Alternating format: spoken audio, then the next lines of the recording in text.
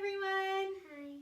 I'm Sari. And I'm Kayla. And thanks for joining us for this week's Pre-Shabbos Circle Time. We're so excited to see you again and we hope you all had a great Pesach. Can you guys all show us your big circles?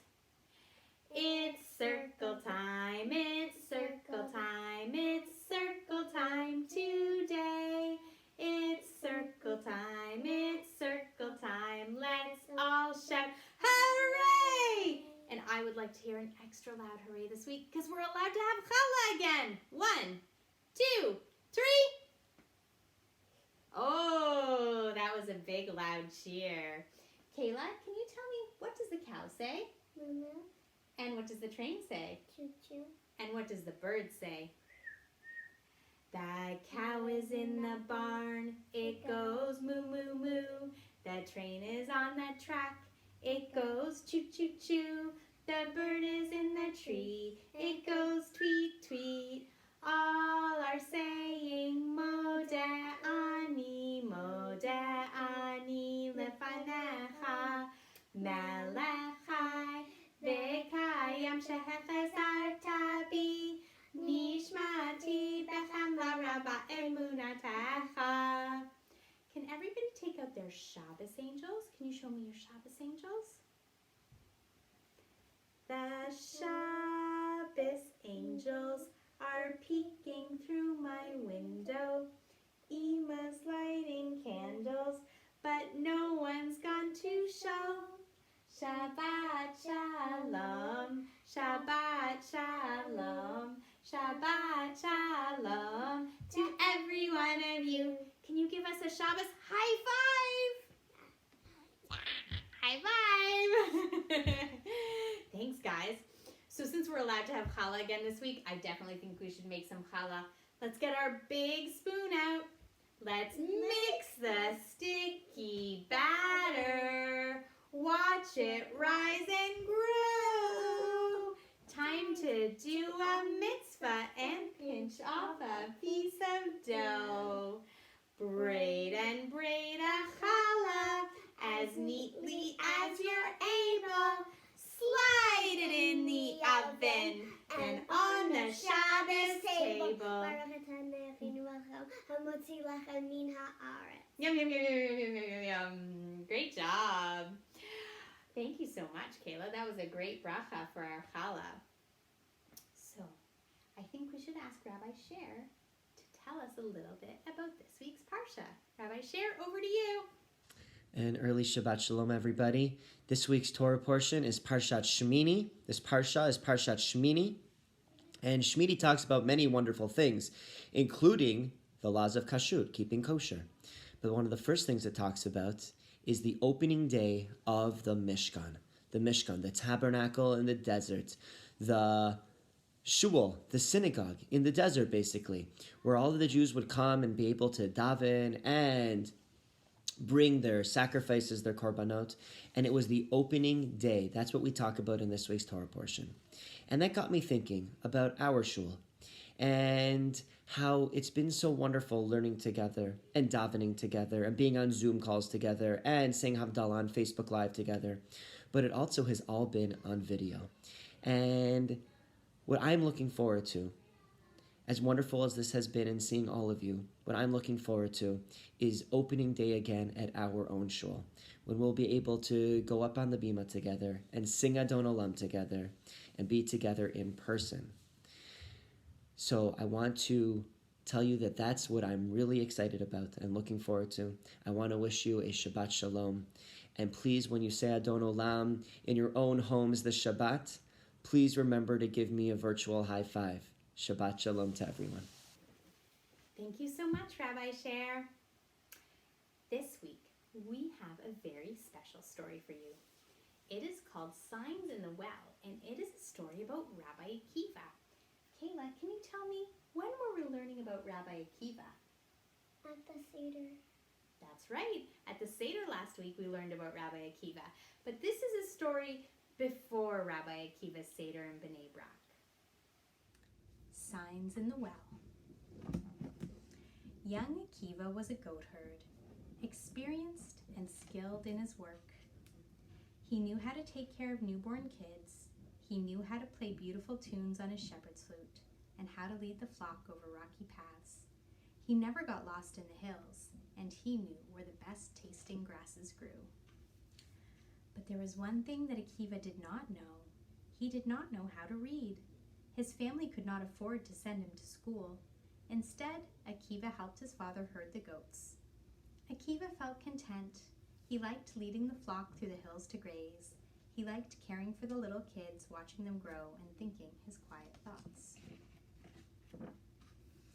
But sometimes at night, right before he fell asleep, Akiva would think, if only I knew how to read, then I'd really be happy.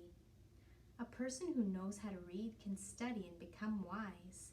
One day, thought Akiva, one day I will learn.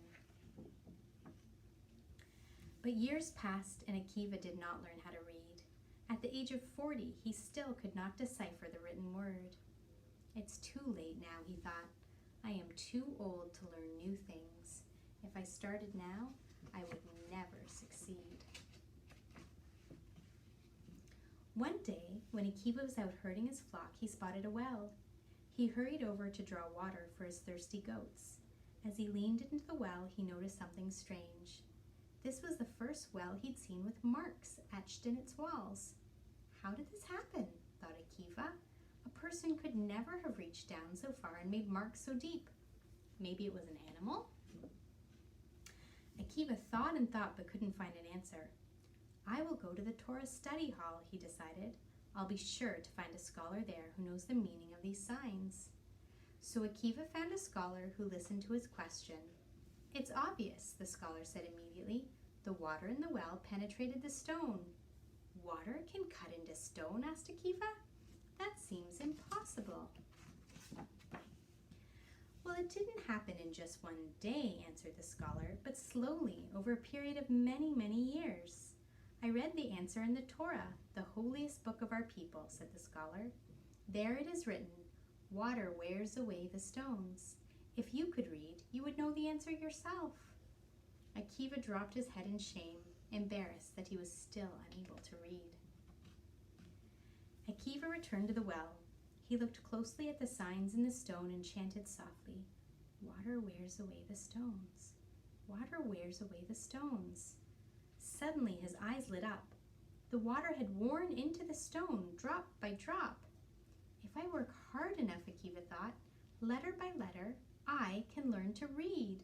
As the water made its mark in the stones, knowledge will make its mark in my mind. Akiva began learning one letter and then another, words and then sentences. He studied more and more until finally he could understand difficult and complex texts. Akiva was an excellent student. Only a few years later, he was a teacher himself and a great rabbi. Before long, he had become very famous and had thousands of students. At times, while sitting in the Torah study hall, Rabbi Akiva would gaze out the window at the rolling hills and reminisce about his days as a shepherd. He thought to himself, today I am still a kind of shepherd. I have become a leader of my people. I am proof that it is never too late to learn. What a great story. I think we probably have a lot of energy by now. Can we all stand up? Can you show me who can jump so high? And who can clap so loudly? Torah, Torah, Torah, Torah, Torah, Torah, Torah, Tziva lanu Moshe. Torah, Torah, Torah, Torah, Torah, Torah, Torah, Tziva lanu Moshe. Mora shake hilat Yaakov. Mora shake hilat Yaakov. Mora shake hilat Yaakov. Torah tziva lanu Moshe. Great jumping, everyone. Now let's all sit down. Can everyone show me their quietest fingers? Twinkle, twinkle, kochavim, way up in the shamayim. If we say Shema tonight, everything will be all right. Twinkle, twinkle,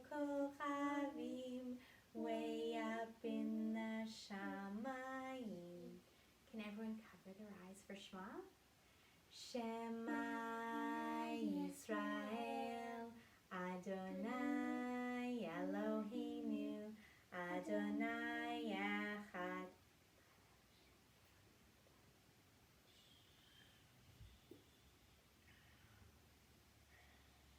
Look at all the sleeping children sleeping until noon. Come, let us wake them with the merry tune. They're so still, are they ill? Wake up, little children, hop, hop, hop. Wake up, little children, hop, hop, hop. Wake up, little children, hop, hop, hop. Hop and stop. I've got that Shabbos feeling up in my head, up in my head, up in my head. I've got that Shabbos feeling up in my head, up in my head today. I've got that Shabbos feeling deep in my heart, deep in my heart, deep in my heart. I've got that Shabbos feeling deep in my heart, deep in my heart today. I've got that Shabbos feeling out in my hands, out in my hands, out in my hands. I've got that Shabbos feeling out in my hands, out in my hands today. I've got that Shabbos feeling down in my toes, down in my toes, down in my toes. I've got that Shabbos feeling down in my toes, down in my toes today. Thanks for joining us for Pre-Shabbos Circle Time, and we look forward to seeing you next week. Bye, everyone. Bye.